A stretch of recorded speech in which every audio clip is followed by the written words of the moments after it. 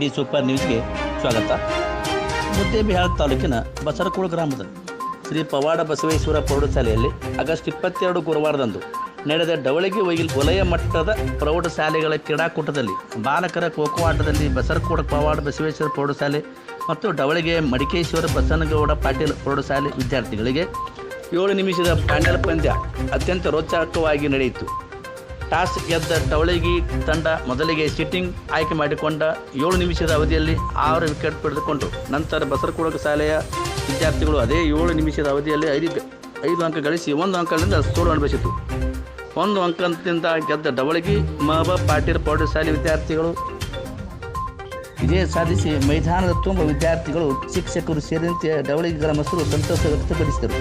ಇದೇ ವೇಳೆಯಲ್ಲಿ ಆಟದಲ್ಲಿ ಪಾಲ್ಗೊಂಡ ಮಕ್ಕಳನ್ನು ಸಾರ್ವಜನಿಕರು ಮೇಲೆ ಕುಳಿಸಿಕೊಂಡು ಕೇಕೆ ಸೀಳಿ ಹಾಕಿ ಕುಣಿದು ಕುಪ್ಪಳಿಸಿ ಸಂತೋಷ ವ್ಯಕ್ತಪಡಿಸಿದರು.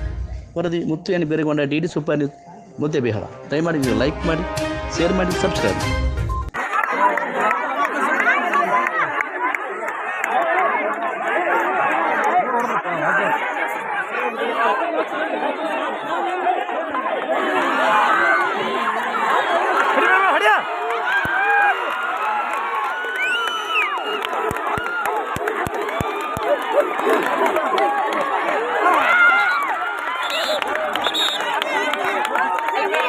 ಏನದ